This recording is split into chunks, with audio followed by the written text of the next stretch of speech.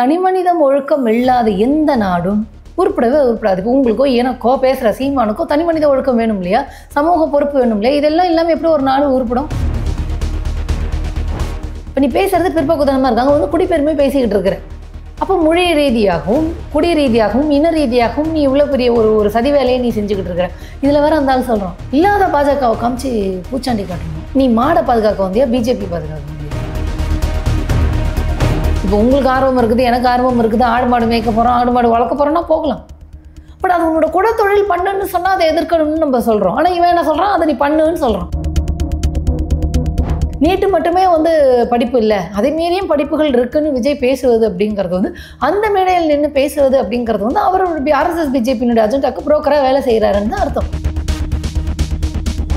சீமான் இது வரைக்கும் ட்ரோல் மெட்டீரியலாக இருந்துட்டு இருந்தார். சீமான் வந்தாலே எல்லாரும் மைக்கை நீட்டிகிட்டு இருந்தாங்க. ஏன்னா அவன் எது பேசினாலும் ட்ரோல் ஆகும், வியூஸ் போகும் அப்படிங்கிறனால.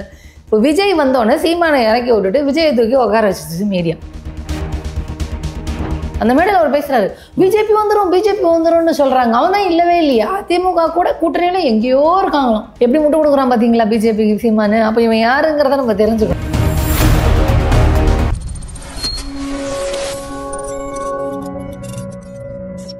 கலர் கண்ணாடி வாய்ஸ் நேயர்களுக்கு வணக்கம். இன்று நம்மோடு இருப்பவர் திராவிட நட்பு கழகத்தை சேர்ந்தவர் ஸ்ரீவித்யா அவர். வணக்கம் மேடம். வணக்கம். இப்போ பார்த்தீங்கன்னா சீமான் வந்து ஆடு மாடுக்கு மாடம் நடத்திருக்காரு. உலகத்திலே இது மாதிரி மாடம் நடத்தலை அப்படின்னா அந்த கட்சிகாரெல்லாம் பயங்கரமாக பாராட்டுறாங்க. நீங்கள் எப்படி பார்க்குறீங்க? ஆடு மாடுகளுக்காக இது வரைக்கும் யாரும் பேசினது இல்லையானா பேசியிருக்காங்க. அந்த கட்சி அது பெருமையாக பேசிக்குது. அந்த கட்சி இப்படி பேசுவதை எப்படி பார்க்குறீங்க அப்படின்னு கேட்டிங்கன்னா, ரேபிஸ்ட் வந்து எப்படி ஒழுக்கமாக இருக்கணும்னு கிளாஸ் எடுத்த கதையாக தான் நான் பார்க்குறேன். ஆடு மாடுகளுக்காக மேய்ச்சல் நிலத்திற்காக பேசுகிறேன் அப்படின்னு ஒன்று வந்திருக்காங்க இல்லையா, அந்த கட்சியில் இருக்கிற திருமுருகன் தான் வந்து கேஸ் போட்டது. என்ன, கால்நடைகளை காட்டுக்குள் மேய்ப்பதால் காட்டினுடைய வளம் கெட்டு போகிறது அப்படின்னு கேஸ் போட்டது நாத்தாக்கா கட்சியில் இருக்கக்கூடிய திருமுருகன். அப்போ நான் அதை எப்படி பார்க்க முடியும்? ஒரு ரேபிஸ்ட் ஒழுக்கமாக இருங்கன்னு அட்வைஸ் பண்ண மாதிரி தான் பார்க்க முடியும். அவங்க கட்சியில் இருக்கிறது தான் காட்டில் மாடு மேய்க்கூடாதுன்னு கேஸ் போட்டிருக்காரு. ஆமாம். சீமான் என்ன சொல்கிறேன்னா, என் கட்சிக்காரன் கேஸ் போட்டாயா, அதை நீ ஏன் என் வாதாடி தடுக்கலன்னு கேள்வி கேட்குறாரு.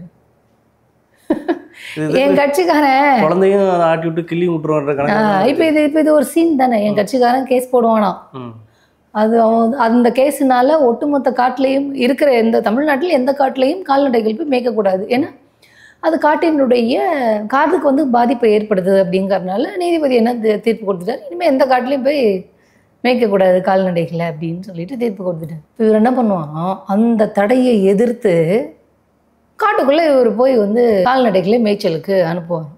இப்போ இதுக்கு பேர் என்ன? விவேக் ஒரு படத்தில் சொல்லுவார், விவேக்கோட அழகு தான், ஏன் பாஸ் அப்போ நம்ம கட்டியும் கொடுக்குறோம் குட்டியும் கொடுக்குறோமா அப்படின்னு கேட்பான். அந்த மாதிரி இவர் கட்சிக்காரரே கேஸ் போடுவாராம். அப்புறம் இவரே போய் அதை தடையை மீறி நான் வந்து கால்நடை மேய்ச்சல் அனுப்புகிறேன் அப்படின்னு இவர் கால்நடைகள் மீது அக்கறை இருக்கிற மாதிரி பேசுவாராம். சக மனிதனை மதிக்க தெரியல, சக மனிதர்களில் இருக்கக்கூடிய பெண்களை மதிக்க தெரியல, ஆடு மாடப்பை மேய்க்கிறாங்க. ஆனால் உலகத்திலே பல இடங்களில் நாடுகளில் மேய்ச்சல் இருக்குது. பிரேசில் இருக்குது, ஆஸ்திரேலியாவில் இருக்குது, 3 கோடி இருக்குது, இந்தியாவில் இருக்குது. தமிழ்நாட்டில் மேய்ச்சல் நிலமே கிடையாது.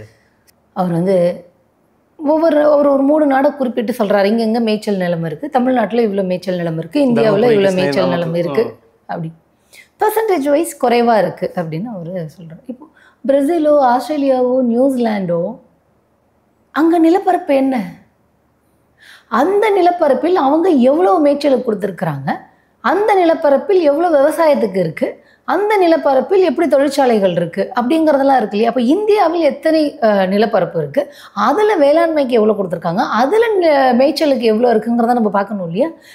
இவர் சொல்கிற பிரேசில் நியூசிலாந்து ஆஸ்திரேலியாவோட மக்கள் தொகை என்ன, இந்தியாவுடைய மக்கள் தொகை என்ன, இந்த இந்தியாவினுடைய மக்கள் தொகைக்கு தேவையான சோத்துக்கு என்ன பண்ணுறது, அதெல்லாம் இருக்குல்ல. இப்போ இவர் சொல்கிற நாடுகள்லாம் ஒன்லி கால்நடைகளை மட்டும்தான் வச்சுக்கிட்டு பொருளாதாரத்தை பார்த்துட்டு இருக்காங்களா? கால்நடை பராமரிப்பும் இருக்குது, வேளாண்னும் இருக்குது, தொழிற்சாலைகளும் இருக்குது, சர்வீஸ் செக்டரும் இருக்குது. அதே தானே தமிழ்நாட்டிலையும் பண்ணிகிட்டு இருக்கோம். தொழிற்சாலையும் இருக்குது, சர்வீஸ் செக்டர் மேனுஃபேக்சரிங் இண்டஸ்ட்ரியும் கான்சன்ட்ரேட் பண்ணுறோம், சர்வீஸ் இண்டஸ்ட்ரியும் கான்சன்ட்ரேட் பண்ணுறோம், வேளாண்மையிலையும் கான்சன்ட்ரேட் பண்ணுறோம். மேய்ச்சல் நிலம் குறையுது அப்படின்னு சொன்னால் சார், மேய்ச்சல் நிலத்தில் வந்து ஊடு கட்டிடுறாங்க, ஃபேக்ட்ரி கட்டிடுறாங்க, அத்தை கட்டிடுறாங்க, இத்தை கட்டிடுறாங்க. நான் கட்டினவெல்லாம் என்ன வேற்று கிரகத்தில் நான் வந்து கட்டினா? உங்களை மாதிரி என்ன மாதிரியே இருக்கிற சக மனுஷன் தானே வந்து நின்னா. கால்நடை துறைன்றது ஒன்று வேணான்றாரு அவரு அப்படின்ற மாதிரி சொல்றாரு. எதுக்கு அது தேவையில்லாம இருக்கு? ஏங்க நான் உங்ககிட்ட ரொம்ப சிம்பிளாக கேட்குறேன். மேய்ச்சல் நிலத்தை எடுத்து விட்டார்கள், ஊடு கட்டாங்க, ஃபேக்ட்ரி கட்டிட்டாங்க, அதை கொடுத்துட்றாங்க, இதை கொடுத்துட்றாங்க. கட்டுறவங்கெல்லாம் யாரு? வேற்று கிரகத்துலேருந்து வந்தவங்களா இல்லை உங்களை மாதிரி என்ன மாதிரியும் கூட இருக்கிற சக மனிதர்களா? நம்ம கூட இருக்கிற சக மனிதர்கள் தானே வீடு வேணும், இடம் வேணும் வாழ்கிறதுக்குன்னு கேட்குறாங்க. இப்போ சக மனிதனுக்கு சோறு வேணும், அதுக்கு டெவலப்மெண்ட்ஸ் வேணும், பொருளாதார வாய்ப்புகள் வேணும், ஃபேக்ட்ரி கட்டணும். எங்கே போய் கட்டுறது? ஆகாசத்துலையா கட்ட முடியும்? இந்த நிலத்துல தானே கட்ட முடியும். இங்கே என்ன நிலம் இருக்கோ அதில் தானே சார் கட்ட முடியும். சார் இப்போ இருக்கிற மக்கள் தொகைக்கு சோறு வேணும் சார், என்ன பண்ணுறது? அதுக்கு விவசாய நிலம் வேணும், அது இருக்குது. மேய்ச்சலுக்கு நிலம் குறையுது, ஏன்னா மக்கள் வாழ்கிறதுக்கு இடம் வேணும், என்ன பண்ணுறது? கொள்ளை அடிக்கிறாங்கன்றாரு சார். நிலத்தை வந்து அப்படியே சூறையாடுறாங்க, கொள்ளை அடிக்கிறாங்க, இடமே இல்லை அப்படின்றாரு. மற்ற நாடுகளில் இவர் கம்பேர் பண்ணுறாரு. அங்கே வந்து மேய்ச்சல் நிலம் இருக்குது, இங்கே வந்து மேய்ச்சல் நிலம் குறைவாக இருக்குன்னா இங்கே அது எப்படி அடாப்ட் ஆகிடுச்சுன்னா, இப்போ நான் சிட்டியில் இருக்கிறேன், நான் வந்து ஆடு மாடு மேய்க்க போகிறதில்ல, விவசாயமும் பண்ண போகிறதில்ல. பட் நம்ம இதை பார்க்கும்போது என்ன தெரியுது அப்படின்னு சொன்னால், இங்கே விளை நிலத்திலேயே மாடுகளை மேய்க்க விடக்கூடிய ஒரு சூழல் இருக்குது. இப்போ மேய்ச்சல் நிலம் வேணுமா அப்படின்னு கேட்டிங்கன்னா வேணும் அப்படின்னு தான் சொல்கிறாங்க. நான் என்ன கேட்குறேன், சரி வேணும், மேய்ச்சலுக்கு நிலம் வேணும், வாழ்கிறதுக்கு ஊடு கட்டி வாழ்கிறதுக்கு இடம் வேணும், பொருளாதார வாய்ப்புகளுக்கு தொழிற்சாலைகள் வேணும், என்ன பண்ணலாம் சொல்லுங்கள்? ஒரு டேட்டாவோடு எடுத்துகிட்டு வந்து பாசிபிலிட்டி என்னவோ அதை பேசணும்ல. தமிழ்நாட்டின் நிலப்பரப்பு எவ்வளோ, அதில் விவசாயத்துக்கு எவ்வளோ போகுது, அதில் இண்டஸ்ட்ரிக்கு எவ்வளோ போகுது, மக்கள் வாழ்விடம் எவ்வளோ போகுது, அதுக்கு மேலே தானே சார் நீங்கள் மேய்ச்சல் நிலம் வைக்க முடியும். சரி, மேய்ச்சல் நிலமே இல்லை இல்லை இல்லைன்னு இருக்குது, பத்தலைன்றார்ல. பிரேசில் பாருங்கள், நியூசிலாந்து பாருங்கள், ஆஸ்திரேலியா பாருங்கன்னு. அப்போது எப்படி தமிழ்நாடு பால் உற்பத்தியில் முன்னிலையில் இருக்குது? இறைச்சி ஏற்றுமதி, கறி வேணாமா, பால் வேணாமா, நெய் வேணாமான்னு கேட்குறாரு. சரி, நம்ம முன்னிலையில் தானே இருக்கிறோம். இந்தியாங்கிற நாடு மேய்ச்சல் நிலம் குறைவாக இருக்குதா? ஆமாம், குறைவாக இருக்குது. ஏன் குறைவாக இருக்குது? சார் இங்கே மக்கள் தொகை அதிகம் சார், அதை நீங்கள் புரிஞ்சுக்கவே மாட்டேங்கிறீங்க. இப்போ மக்களுக்கு வாழ்கிறதுக்கு இடம் வேணுமா வேணாமா? கூடு வேணுமா வேணாமா? அவனுக்கு பொருளாதார வாய்ப்புக்கு ஃபேக்ட்ரி வேணுமா வேணாமா? இண்டஸ்ட்ரி தற்சார்பு பொருளாதாரம், நான் அதை தான் சொல்லுவேன், தற்சார்பு பொருளாதாரம். ஒரு டேட்டாவோட பேசணும். இருக்குங்கிறதுக்காக கதை அடிச்சுட்டு பொதுவாகவே இந்த மாதிரி விவாதங்கள் எடுத்தாலே தற்சார்பு கல்லுக்கு லாஸ்ட் டைம் இறக்குனாரு, இப்பயும் அதை தான் சொல்றது. திரும்ப இந்த தற்சார்பு பொருளாதாரம்னு சொல்லிட்டு இருக்காரு. சார் காட்ட சொல்லுங்க சார், ஒரு எக்ஸாம்பிள் காட்ட சொல்லுங்க. இந்த நாடு தற்சார்பு பொருளாதாரத்தில் தான் முன்னிலையில் இருக்கிறது அப்படின்னு காட்ட சொல்லுங்க. இப்படி தான் அடாப்ட் பண்ணி முன்னேறி இருக்கிறாங்க அப்படின்னு காட்ட சொல்லுங்க. நம்ம அதை மறுக்க போகிறது இல்லையே. இப்போ டென்மார்க் வந்து ஆர்கானிக் ஃபார்மிங்கில் வந்து டென்மார்க் வந்து டாப்பில் இருக்குது. ஓவர் நைட் வந்து ஆர்கானிக் ஃபார்ம், இயற்கை விவசாயம் அவங்க ஓவர் நைட்டில் அடாப்ட் பண்ணல சார். அது ஒரு பெரிய லாங் ப்ராசஸ். இந்தியாவில் சிக்கிம் மாநிலம் வந்து இயற்கை விவசாயத்தில் முன்னிலையில் இருக்குது அப்படின்னு சொல்கிறாங்க. ஓவர் நைட்லேயே அது வந்துடும்? முடியாது. இது வேணாமா, அது வேணாமா, அது வேணும், எல்லாமே வேணும். இப்போ இங்கே மனுஷன் வாழ்கிறதுக்கு, உயிர் வாழ்கிறதுக்கு இடம் வேணும், திங்கிறதுக்கு சோறு வேணும், அடுத்தது வாழ்வாதாரத்துக்கு பொருளாதாரம் வேணும். என்ன பண்ணுறது? இப்போ இது ஒரு கவர்மெண்ட் இருக்குது. இப்போ நீங்கள் வந்து கவர்மெண்ட்டில் இருக்கீங்கன்னு வச்சுக்கோங்களேன். இப்போ நீங்கள் தான் ஒரு பாலிசி மேக்கிங் ஆஃபீஸர்னு வச்சுக்கோங்களேன். இத்தனை கோடி மக்கள் இருக்காங்க, இவ்வளோ நிலம் இருக்குது அப்படிங்கும்போது அந்த நிலத்தை நீங்கள் ப்ரியாரிட்டி பேசிஸில் தானே பிரித்து கொடுப்பீங்க. இப்போ மேய்ச்சல் நிலம் குறைஞ்சிருச்சுன்னா அந்த மேய்ச்சல் நிலத்தை வேற்று கிரகத்துலேருந்து வந்தவனா எடுத்துகிட்டு போனால், நம்ம கூட இருக்கிற சக மனிதன் தானே எடுத்துகிட்டு போனால். அப்போது தனி மனிதம் ஒழுக்கம் இல்லாத எந்த நாடும் உருப்படவே உருப்படாது. இப்போ உங்களுக்கோ எனக்கோ பேசுகிற சீமானுக்கோ தனி மனித ஒழுக்கம் வேணும் இல்லையா, சமூக பொறுப்பு வேணும் இல்லையா, இதெல்லாம் இல்லாமல் எப்படி ஒரு நாடு உருப்படும்? இப்போ இவர் சொல்கிற பிரேசிலோ டென்மார்க்கோ அவங்கெல்லாம் ஒரு கவர்மெண்ட் ரூல்ஸ் போட்டால் ஒழுங்காக ஃபாலோ பண்ணணும். இங்கே யார் ஃபாலோ பண்ணுறீங்க? இங்கே எத்தனை பேருக்கு தனி மனித ஒழுக்கம் இருக்குது, சமூக பொறுப்பு இருக்குது? நம்ம எல்லாம் குப்பையை பிரித்து போடுறோமா, தரம் பிரித்து போடுறோமா? அதுக்குதான் மாநாடு நடத்தாரல்ல சீமான், தனி மனித ஒழுக்கத்துக்கு. அப்படி பார்க்க முடியாதா? அதுதான் சொன்னேன். சீமான் பேசலாம் எப்படின்னா ரேபிஸ்ட்டு மற்றவங்களுக்கு அட்வைஸ் பண்ண கதையாக இருக்குது. அந்த நீங்கள் சொல்லிடலாம் சார், என்ன பண்ணுறது, சோத்துக்கு என்ன பண்ணுவீங்க? இப்போ நம்ம வேளாண்மைக்கு தான் நம்ம அதிக முக்கியத்துவம் கொடுக்க வேண்டியதாக இருக்குது. ஏன்னா இங்கே வந்து பாப்புலேஷன் அதிகம், எல்லாத்தையும் இம்போர்ட் பண்ண முடியாது. இதுவே நம்மளுக்கு பத்தலை. ஆர்கானிக் ஃபார்மிங்கில் ஈல்டு வந்து குறையும். நீங்கள் நார்மல் பண்ணுறதை விட இயற்கை விவசாயம் போனீங்க அப்படின்னா உங்களுக்கு உற்பத்தி குறையும். அப்புறம் எப்படி நீங்கள் வந்து தேவைகளை உணவு தேவைகளை மீட் பண்ண முடியும்? அப்போ இப்படி இந்த மாதிரி நிறைய ஃபேக்டர்ஸ் இருக்குது. பக்கத்தில் இருக்க ஸ்ரீலங்கா ஓவர் நைட்டில் இந்த மாதிரி தான் பண்ணாங்க, இயற்கை விவசாயம்னு சொல்லிட்டு எல்லாத்தையும் மாற்றினாங்க. இப்போ இங்கே பொருளாதார எக்கனாமிக் கிராஷ் எப்படி வந்துச்சு? இதனால தான் வந்துச்சு. இன்னொன்று என்ன சொல்கிறாருன்னா, இந்த உரங்கள், செயற்கை உரங்கள் எட்டு வர்றதுக்கு தான் மாடுகள் மேய்க்க தடைன்னு சொல்கிறாங்க. அதே சமயம் வந்து இந்த மாதிரியான பல காரணங்களை அவர் சொல்கிறாரு. அது எப்படி சார்? இப்போ அதுதான் வந்து ஜல்லிக்கட்டையும் தடை பண்ணாங்க வந்து நிறைய பேசுவாங்க சார். இப்போ விவசாயத்தை ஒட்டி விவசாயிகள் எல்லாருமே கால்நடைகள் வச்சுருப்பாங்க. அது எல்லாமே வந்து ஒரு செயின் லிங்க்டு தான். அது நம்ம வந்து எதுவும் சொல்ல முடியாது. கரெக்டு தான். நான் என்ன சொல்கிறேன், சரி நீ டெமோ காட்டுன்ற, ஏங்க இவ்வளவு கோடி ஆட்சி கொடுத்தா தானே இந்த நாட்டில் இதை இம்ப்ளிமெண்ட் பண்ணி சக்ஸஸ் பண்ணியிருக்காங்கன்னு காட்டு. Practice sir. நான் ஒன்று கேட்குறேன், இத்தனை கோடி மக்கள் தொகை இருக்குது சார், பொருள் உற்பத்தி வேணும் சார், உணவு உற்பத்தி வேணும் சார். நீங்கள் இயற்கை விவசாயத்துக்கு போனீங்கன்னா உணவு உற்பத்தி குறையும். அப்போ உணவுக்கு என்ன பண்ணுவீங்க? அதனால் பெஸ்டிசைட் நம்ம வந்து இந்த மாதிரி செயற்கை உரத்தை பயன்படுத்த வேண்டியிருக்கு. இதனால் வந்து நிலம் பாதிக்கப்படுமா? ஆமாம் படுதுன்னே வச்சுக்கோங்க. நீர்நிலை பாதிக்கப்படுமா? படுதுன்னே வச்சுக்கோங்க. இது ஓவர் நைட்டில் மாற்ற முடியாது. இப்போ தமிழ்நாடு அரசு இயற்கை விவசாயத்துக்கு மானியம் கொடுக்குது, ப்ரியாரிட்டி கொடுக்குது, அதற்கான ஈடுபொருள்களுக்கெல்லாம் மானியம் கொடுக்குது. விவசாயம் அதை அடாப்ட் பண்ணும்ல. இப்போ இது வரைக்கும் வேறு ஒரு விதமாக விவசாயம் பண்ணியிருப்பாங்க சார். இப்போ ஒரு விவசாயி இயற்கை விவசாயத்துக்கு மாறுறாரு அப்படிங்கும்பொழுது அவர் ஓவர் நைட்டில் மாற முடியாதுல்ல, அதுக்கு ஒரு ப்ராசஸ் எடுக்கும்ல. இப்போ அவர் இயற்கை விவசாயத்துக்கு ஒரு விவசாயி மாறிடுறாருன்னா அதுக்கே டைம் எடுக்கும், ப்ளஸ் அதில் உற்பத்தி குறையும், அதை அவர் மீட் பண்ணணும், அந்த லெவலில் கிராஸ் பண்ணி அவர் வரணும். கவர்மெண்ட் இதுக்கு கூட சப்போர்ட்டாக வந்து சிஸ்டம்ஸை உருவாக்கணும். அது எல்லாமே தமிழ்நாட்டில் உருவாக்கி வச்சிருக்குது. இயற்கை விவசாயிகளுக்கு என்னென்ன மானியம் கொடுக்குறாங்க, எத்தனை விவசாயிகள் இருக்கிறாங்க, எத்தனை நிலங்கள் வந்து இயற்கை விவசாயத்தில் இருக்குங்கிற எல்லா டேட்டாவும் தமிழ்நாடு கவர்மெண்ட் கிட்ட இருக்குது. அவங்க மாற்றிக்கிட்டு தான் வராங்க, மானியம்லாம் கொடுத்துக்கிட்டு தான் இருக்காங்க. எத்தனை விவசாயிகள் இப்போ நீங்களும் நானும் இப்போ எப்படி அடாப்ட் ஆக முடியும்? டைம் எடுக்கும் இல்லையா? இப்போ இயற்கை இப்போ எனக்கும் வந்து பூச்சி மருந்துகள் செயற்கை உரங்கள் போடாத இயற்கை விவசாயத்தில் பண்ணின அரிசியை சாப்பிட்ணுன்னு தான் எனக்கும் ஆசை. மினிமம் கிலோ 100 ரூபா, 120 ரூபா, 150 ரூபா விற்குது. உங்களாலே என்னாலே வாங்கி சாப்பிட முடியுமா? இப்போ என்ன பண்ணலாம்? அப்போது இயற்கை விவசாயத்துக்கு மாறுகின்ற விவசாயிக்கும் ஒரு சிக்கல் இருக்கும் ஃபார் அ பர்டிகுலர் டைம். அதை மக்களாகிய நாம் கன்சியூம் பண்ணுறதுக்கும் டைம் எடுக்கும் இல்லையா? அவ்வளோ வேலை இருக்கும்போது நம்மளாலேயும் அதை சாப்பிட முடியாது இல்லையா? அப்போது அந்த இயற்கை விவசாயம் அப்படிங்கிறது அந்த விவசாயி அடாப்ட் ஆகி அவருக்கு ஒரு 100 மூட்டை வருதுன்னா இயற்கை விவசாயத்தை போகும்பொழுது 80 மூட்டை தான் வரும். அவர் தன்னுடைய டெக்னாலஜியை பயன்படுத்தி, கவர்மெண்ட் கொடுக்கக்கூடிய டெக்னாலஜியெல்லாம் பயன்படுத்தி, இருக்கக்கூடிய என்னென்ன எவால்யூஷன்லாம் வருதோ அதையெல்லாம் யூஸ் பண்ணி டெக்னாலஜியை பயன்படுத்தி அவருக்கு அந்த குறையுது பாருங்கள் 20 மூட்டைங்கிறத அந்த காம்பன்சேட் பண்ணி மறுபடியும் 100 அளவுக்கு வரும்போது தான் நீங்களும் நானும் அந்த இயற்கை உணவை வாங்கி சாப்பிடக்கூடிய ரேட்டு நம்மளுக்கு கிடைக்கும். அதுக்கு ஒரு பர்டிகுலர் டைம் எடுக்கும் இல்லையா? அதுக்கு கவர்மெண்ட் சிஸ்டம் சப்போர்ட் பண்ணுதா? பண்ணுது. பாலிசி இருக்கா? இருக்குது. ஸ்கீம் இருக்கா? இருக்குது. இங்கே எல்லாமே இருக்குது. இங்கே ஒரு பெரிய விஷயம் பாப்புலேஷன்.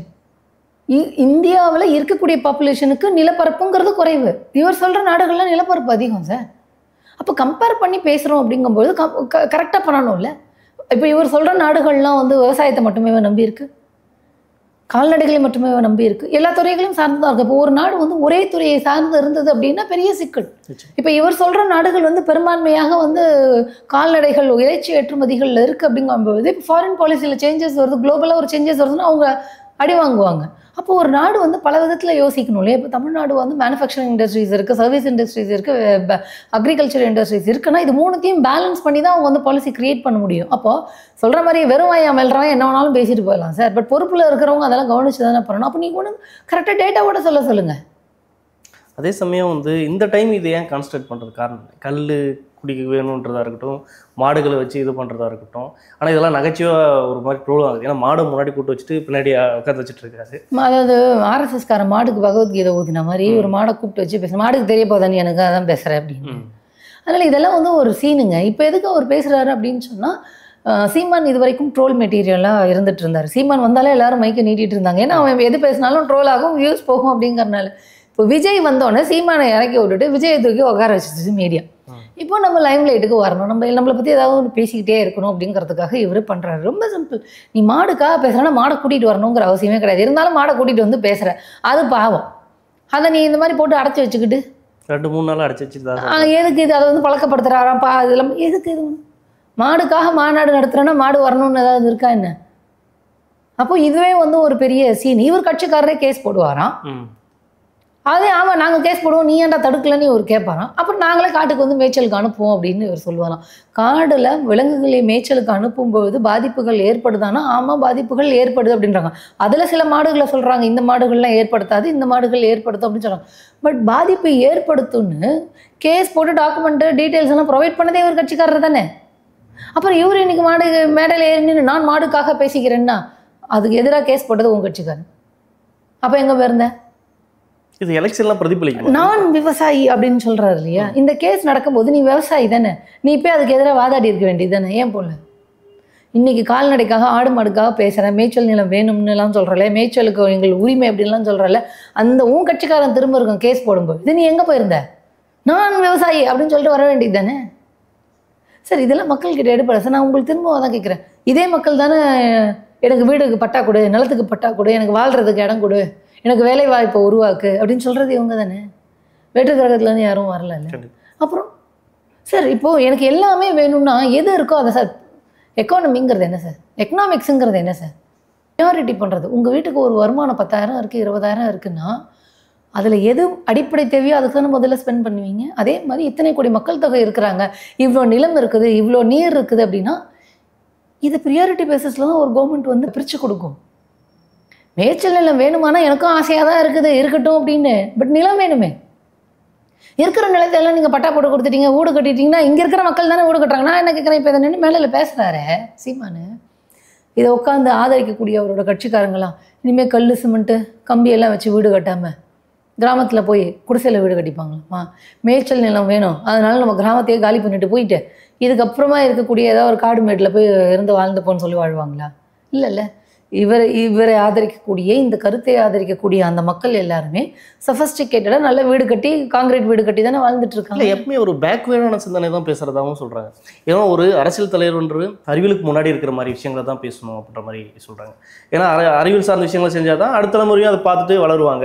ஆனால் இவர் கடந்த கால விஷயத்தவே எரிவாயின்றதா இருக்கட்டும், என் கடந்த காலத்தில் என் பாட்டன் எப்படி தான் தெரியுமா, உழைத்தான் ஓடினான் அப்படின்லாம் பேசுறதாட்டும் இப்படி தான் பேசுறாரு. ஏன் அப்புறம் சமூகத்தை பின்னோக்கி இழுக்கிறாரா? அப்படி கேள்வியெல்லாம் அவர் அந்த மேடையில் ஒரு மாடுக்காக பேசும்போது குடியை பற்றி பேசுகிறாரு. இருக்கிறதே 4 குடி, இந்த 4 குடி தான் தமிழ் குடி. அப்போ நீ எங்கே வர, திரும்ப எங்கே வரும்? அப்போ இது எல்லாமே பிற்போக்குத்தனமாக பேசுகிறேன். 2025 வந்து என் குடியை பெருமையை நான் மீட்பேன், குடிப்பெருமை கொலைன்னு சொல்லுவேன், பெண்களை கொலை செய்வதை. இந்த குடியை சேர்ந்த பெண் இந்த குடிக்கு கல்யாணம் பண்ணிட்டு போயிட்டா அந்த குடி நாசமாக போயிடும்னு பேசினதெல்லாம் இந்த ஆள் தான். அப்போ நீ என்ன பேசுகிற? இப்போ நீ பேசுறது பிற்போக்குத்தனமாக இருக்காங்க, வந்து குடிப்பெருமை பேசிக்கிட்டு இருக்கிற. அப்போ மொழி ரீதியாகவும் குடி ரீதியாகவும் இன ரீதியாகவும் நீ இவ்வளோ பெரிய ஒரு சதி வேலையை நீ செஞ்சுக்கிட்டு இருக்கிற.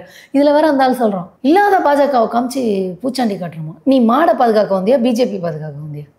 அந்த மேடையில் அவர் பேசுகிறாரு, பிஜேபி வந்துரும்னு சொல்கிறாங்க. அவன் தான் இல்லவே இல்லையா, அதிமுக கூட கூட்டணியில எங்கேயோ இருக்காங்களாம். எப்படி முட்டு கொடுக்குறான் பார்த்தீங்களா பிஜேபி சீமானு? அப்போ இவன் யாருங்கிறத நம்ம தெரிஞ்சுக்கணும். அதுதான் எடப்பாடி வந்து ஒன்று பேசினாரு. அப்போது சீமான் யாருக்கான புரோக்கராக இருக்கிறார் அப்படிங்கிறது நம்மளுக்கு தெளிவாக. ஆமாமாங்க, அவர் பிஜேபியோட குரல் தாங்க. அவர் முதல்ல திராவிட இயக்கத்தில் இருந்தார். எப்போ அவர் மாறினாரோ அப்பயே தெரிஞ்சிருச்சு. கூப்பிட்டு வந்து டெல்லியில் கூப்பிட்டு நல்லா கவனிச்சிருக்கிறாங்க அப்படின்னு சொல்லிட்டு அவர் மாறிட்டார். அவ்வளோதான், முடிஞ்சு போச்சு. வன்னியரசு என்ன சொல்கிறாருன்னா, இது வந்து ஒரு பசுவதி எப்படி வந்து வட இந்தியாவில் வந்து அவங்க செய்கிறாங்களோ அதே ஸ்ட்ராட்டஜி தான் எடுத்துகிட்டு போகிறோம். இது ஒரு ஆர்எஸ்எஸோட எஜெண்டாவும் இருக்குது. ஆமாங்க, மொழி அரசியல் பேசுறது, இன அரசியல் பேசுறது, கால்நடைகளை வைத்து நான் அரசியல் பேசுறது அப்படிங்கிறதெல்லாம் வந்து இதுதான். அதான் கேட்குறேன், சிம்பிளாக உன் கட்சிக்காரன் தான். இப்போ எப்படி வந்து கேரளா சபரிமலையில் பெண்கள் போகணும்னு சொல்லிட்டு ஆர்எஸ்எஸ் கேஸ் போட்டுச்சு, அப்புறமா ஆதரவாக கேஸ் வந்தோன்னா அதை எதிர்த்து அவங்களே போராட்டம் பண்ண மாதிரி இவன் கட்சிக்காரனே வந்து காடுகளில் வந்து கால்நடைகள் மேயக்கூடாதுன்னு கேஸ் போடுவானா, தடை வாங்குவானா. ஆனால் இப்போ அவர் அந்த தடையை மீறி போவாராம். சார் பிளவுவாத அரசியலை பண்ணுறதுக்கு தான் வந்து சீமானிங்க இருக்கான். பிஜேபியும் ஒரு மாதிரி பிளவுவாத அரசியல், இவனும் ஒரு மாதிரி பிளவுவாத அரசியல், தமிழ் குடிகள் அப்படின்னு எல்லாம் பேசுறது. இவன் அந்த மேடையில் அதை தான் பேசிக்கிட்டு இருக்கிறான். அப்போ நீ லாஜிக்கா இப்போ நீங்கள் அவர் ஏன் பிற்போக்குத்தனமாக பேசுகிறாரு அப்படின்னு சொன்னால் ரொம்ப சிம்பிள். மேய்ச்சல் நிலம் வேணும், என்ன பண்ணலாம்? இருக்கிற இத்தனை கோடி மக்கள் என்ன பண்ணலாம்? அவங்க இருக்கிறதுக்கு இடம் வேணும்ல, கொண்டு போடலாமா? இவர் சொல்கிற பிரசிலாம் காட்டை அழிச்சதான் மேய்ச்சல் நிலமாக ஆக்கியிருக்கிறாங்க. உழவனுக்கும் ஆசிரியருக்கும் கொடுக்குற முக்கியத்துவத்தை வச்சு தான் ஒரு நாடு செழிப்பாக இருக்கு இல்லையான்றத தீர்மானிக்க முடியுன்றாரு. டைலாக் கேட்குறதுக்கு நல்லா இருக்குல்ல, இதெல்லாம் சினிமா டைலாக் மாதிரி வரும். சினிமாவில் அப்படி பண்ணும்போதே நம்மளுக்கு கிரிஞ்சாக இருக்கும். டே ப்ராக்டிக்கலாக பேசுங்க. உழவன் வேணுமா? ஆமாம் வேணும். இல்லைன்னு நான் சொல்ல. ஆசிரியர்கள் வேணுமா? ஆமாம் வேணும். ஜாதி ஏற்றத்தாழ்வு, மத ஏற்றத்தாழ்வு, பாலின ஏற்றத்தாழ்வு பார்க்கக்கூடிய ஆசிரியர்கள் நமக்கு வேணும். இப்போ கூட நம்ம படிச்சப்போ குஜராத்தில் ஒரு பள்ளிக்கூடத்தில் வந்து யார் மாதவிடையில் இருக்காங்கன்னு சொல்லிட்டு பெண்களை வந்து ஸ்கூல் பெண்கள் நிர்வாணப்படுத்தி பார்த்துருக்குறாங்க. இப்படிப்பட்ட ஆசிரியர்களாக நம்மளுக்கு வேணும். அப்போ ஆசிரியர்கள் வேணும், உழவர்கள் வேணும். எப்படிப்பட்டவர்கள் வேணும்? உழவர்கள் தன் நிலத்தில் வேலை செய்யக்கூடியவர்களை குடிகளாக பார்த்து ஏற்றத்தாழ்வு பண்ணுற விவசாயிகள் நம்மளுக்கு வேணுமா? வேண்டாம்ல. இயற்கை பேரிடப்பே வந்து நிவாரணம் கொடுக்கும்போது எங்கள் ஜாதிக்கு இங்கே கொடுங்க, அந்த ஜாதிக்கு அங்கே கொடுங்கன்னு பேசினவங்க தான். நான் திரும்பவும் சொல்கிறேன், தனி மனித ஒழுக்கமும் சமூக பொறுப்பும் இல்லாத மக்கள் எங்கே இருக்கிறாங்களோ அந்த நாடு உருப்பட. அது அரசு எஜுகேட் பண்ணல தனி மனித ஒழுக்கத்தை. அப்போ உங்களுக்குலாம் இப்போ எல்லாமே அரசு பண்ணணும்னா நீங்களாம் எதுக்கு இருக்கீங்க? இப்போ நான் ஒரு தனி மனித, எனக்கு அரசு வந்து சொன்னாதான், அரசு சொன்னால் மட்டும் நான் கேட்டுறேனே? சொல்லுது இல்லை, அரசு சொல்லுது இல்லை. தீண்டாமை பார்க்கக்கூடாது, ஜாதி ஏற்றத்தாழ்வு இருக்கக்கூடாது, பாலின ஏற்றத்தாழ்வு இருக்கக்கூடாது, ஆணவ கொலை செய்யக்கூடாது, சட்டம் இருக்குது, நீதித்துறை இருக்குது, காவல்துறை இருக்குது, சட்டம் ஒழுங்கு இருக்குது, அரசு துறைகள் இருக்குது. இதையெல்லாம் மீறி நீங்கள் இதெல்லாம் பண்ணிகிட்டு இருக்கிறீங்க. இதே சீமான் தானே சொன்னான் குடிப்பெருமை கொலைன்னு நானே ஆணவ கொலையை. அப்போ அவன் வந்து மாடுக்காக பேசினான் அப்படின்னு ஆஹா அப்படின்னு சொல்கிறதுக்கு செப்பு கொட்டுறதுக்கு நம்ம என்ன இதுவா? அப்போ மேடையை போட்டுவிட்டு திமுகவுக்கு எதிராக குறை சொல்லணுங்கிறதோ உட்காந்து நீ பேசிக்கிட்டு இருக்கிற. ஈடியை பற்றி கூட இப்போ ஏதோ சொன்னதாகவும் சொன்னோம். ஈடி ரெய்டு வந்துச்சான் தமிழ்நாட்டில், டாஸ்மார்க் ஈடி ரெய்டு வந்துச்சு இல்லையா? அதுக்கு வந்து திமுக அரசு பயந்துருச்சுன்னு பேசுகிறாரு. இவனுக்கு ஏதாவது உலகத்தில் என்ன நடக்குதுன்னு ஏதாவது தெரியுதா? ஊரில் என்ன நடக்குதுன்னு ஏதாவது தெரியுதா? அதான் மற்றவங்க சொல்கிற மாதிரி கல் குடிச்சிட்டு அப்படியே எந்திரிச்சு வந்துடுவான் போல இருக்குது. ஈடி அதிகார துஷ்பிரயோகம் பண்ணுதுன்னு உச்சநீதிமன்றத்தில் கேஸ் போட்டு திமுக வாதாடி வின் பண்ணியிருக்கு. ஈடியை உச்சநீதிமன்றம் கொட்டுன்னு கொட்டி அனுப்பிச்சிருச்சு வீட்டுக்கு. நீ உன்னோட அதிகாரத்தை தவறாக பயன்படுத்துறேன்னு. இந்த நியூஸ் எதுவுமே தெரியாமல் ஈடி வந்துச்சான், பயந்துருச்சான். நான் சார் நீ எதுக்கு மேடை போட்டேன்? மாடுகளை நீ அதை போடுறதுக்கு முன்னாடி அந்த திருமுருகனை கூப்பிட்டு ஏன்டா இப்படி கேஸ் போட்டேன்னு சொல்லிட்டு செவிலில் ஒன்று விட்டியா? இல்லை உன் கட்சிக்கு உன்னோட வழக்கறிஞர் உன் கட்சி சார்பாக ஏதாவது கேஸ் போட போகிறாங்களா இதை எதிர்த்து? ஆனால் இப்போ இவர் வந்து காட்டுக்குள்ளே வந்து மேய்ச்சலுக்கு அனுப்புவார். அப்போ யாரை ஏமாத்துறாரு? அங்கே முன்னாடி உட்காந்துக்கிட்டு இருக்கிற மக்களை தான் ஏமாத்துறாரு.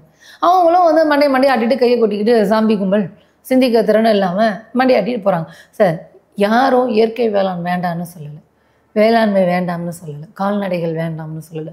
நம்ம நாட்டில் இருக்கக்கூடிய நில அளவு, மக்கள் தொகை, எது வந்து சாத்தியம், இதையெல்லாம் பார்த்து தான் சார் ப்ரையாரிட்டி கொடுக்க முடியும்.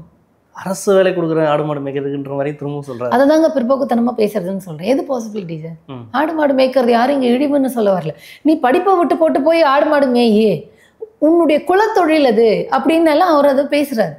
கோனார் கவு அப்படிலாம் சொல்லி அப்படி என்னென்னமோ பேசுறாரு. இப்போ இது வந்து 4 குடி தான் இருக்கு. நான் அதை அது வந்து உன்னுடைய குடித்தொழில், இனத்தொழில், உன் பரம்பரை தொழில், அதையெல்லாம் நீ பண்ணு. படிப்பு முக்கியம் இல்லை, அறிவியல் நோக்கி போறாங்க. ஆனால் பின்னுக்கு திரும்ப அதே. நான் அதை தான் சொல்ல வரேன். நம்ம என்ன சொல்கிறோம்னா இது என்ன நாடு, இதனுடைய வரலாறு என்ன, நம்ம எப்படி ஒடுக்கப்பட்டிருந்தோம், ஜாதியின் பேரால் ஒடுக்கப்பட்டிருந்தோம், இதுதான்டா உன் குலத்தொழில், இதை பண்ணுடான்னு ஒடுக்கப்பட்டிருந்தோம். இப்போ அதையே வந்து இவன் பெருமையாக வச்சுக்கோ. நீ படிக்கலாம் போகணுங்கிற அவசியம் இல்லை.